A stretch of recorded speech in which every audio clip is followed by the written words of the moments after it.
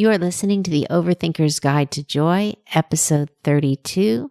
This week is the one where I'm going to talk all about how to set yourself up for having a great day. Let's dive in. This is a podcast for overthinkers, overdoers, and overachievers who are tired of feeling overanxious and just want to feel better. I'm your host, certified life coach, Jackie DeCrenis. Hey there, and welcome back. So this is going to be a super short episode today. Something simple and hopefully helpful for anyone who woke up feeling like I did today, which was just exhausted and kind of lacking motivation to start my day or my week. It was one of those days where I woke up and it took me a minute to remember what day it was. I think I had hoped it was Sunday, but it was Monday. And I couldn't remember when my first meeting was and what things was I supposed to do yesterday that I didn't do. And what do I absolutely need to accomplish today? And the thought occurred to me, what if I just stayed in bed and went back to sleep? And I knew I was just minutes away from my dog barking to let me know he was ready to go outside and have his breakfast. And then I remembered that I needed to record a podcast today, and I didn't get to it yesterday. And I was thinking about all the calls I had to make and the bills I had to pay and the paperwork that needs to be filed and the errands I have to run and the clients I had already scheduled. And all of it was just making me more tired. So as I pulled the covers over my head, I played the fantasy of going back to sleep for maybe another 10 minutes. I didn't quite get 10. The truth is, I had a really fun weekend. I kind of overdid it on the tennis court a little. I'm super excited to be back playing tennis, so I tend to not limit my hours on the court. And so I didn't realize exactly how tired my body was going to be this morning. And then, of course, my brain is just lagging behind my body. So as I crawled out of bed and started my morning routine, all I could think about was my endless to-do list. And I was allowing the physical fatigue of the weekend and the mental fog, which is fatigue also of the anticipation of my week, just stop me in my tracks. And I thought, well, how can I be this overwhelmed before I've even started my day? And it reminded me of a specific client who was talking to me last week, who's always complaining that they have too many meetings and too much material to get through every week. And when we broke it down, it turns out it's not really the volume of material, because the volume has always been there. But it's usually like one thing that's nagging at us, one thing that we don't want to do or are afraid to do, or it's hard or it's tedious or boring, and it just needs to get done. And that's the thing that tends to make us feel tired when we think about our monster to-do list. That's the brain drain that's making everything else feel hard.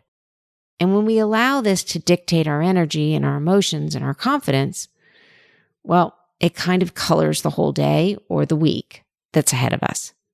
So how do we change that energy? How do we set ourselves up for success when we either feel overwhelmed or maybe we just don't even have any structure? So how do we set ourselves up for success each day when we either feel overwhelmed by our to-do lists, or maybe we don't even have a to-do list and we feel lost in our lack of structure or deadlines? Well, here is one of my favorite tricks. Set an intention for your day. Get out a journal or piece of paper, or write a memo on your phone, or record a memo on your phone. Write down what day of the week it is, the time, and set an intention. What is one thing you want to accomplish today? Now, this doesn't have to be the only thing you'll accomplish today, but it's the one thing that's weighing heavy on you. And until you do it, start it, complete it, or work on it, it will continue to drain your energy. And sometimes I'll put a few things on my intention list. An intention list is different than a to-do list, although there might be some crossover. But intentions have emotions behind them.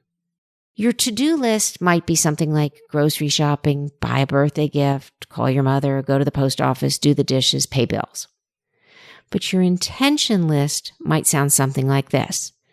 Today, I will be more present with my partner. Today, I will fuel my body with healthy foods. Today, I will exercise for at least 15 minutes. Today, I will write down my thoughts and feelings instead of letting them spin in my brain. Today, I will sit down and work on that challenging project for 30 minutes uninterrupted. Today, I will help someone less fortunate in some way. Today, I will accept a compliment by simply saying thank you. Your to-do list, like I said, might overlap with your intention list. They are not mutually exclusive. But setting an intention is like planting a seed. It's about creating a vibrational outcome, one that makes you feel differently about yourself and differently about someone else. It's the difference between doing, which can be very good and satisfying, but it's about doing something mindfully to change the energy about your self-concept or the way you interact in the world. Setting an intention can be something you do every day. You may have one intention or a list of intentions. Your intentions may be modified daily, or it might be something you specifically do and say that you're trying to cultivate. I think of intentions almost of having a virtue component. Identifying the emotional component behind the action is so much more powerful in shaping your day. And as we all know, there's highs and lows in every day. And there are days and weeks or even months where it feels like we can just be going through the motions. When we add purpose or intention to our goals, no matter how big or small they are, they take on a different energy. And it's not always about changing the circumstance in our lives. Sometimes it's just about changing the way we feel about the circumstances in our lives. This is the purpose of setting an intention. So, for example, on my to-do list today, right at the top, was record a new podcast episode. But when I set my intentions today, it wasn't to just record a new episode and check it off my list. My intention became, today I will record an episode in which I will help someone else who was struggling with motivation or overwhelm. Now, as I always say, all of these tools I recommend as a practice. And the best way to practice something new is to keep it simple. So identify an intention you want to set for today and start planting your seeds for success for today and in the days ahead. As always, I thank you for listening. Have a great week and bye for now. Thank you for listening to this episode of the Overthinker's Guide to Joy. If you're enjoying these episodes, please subscribe or follow this podcast so you can always be in the know when the next episode drops.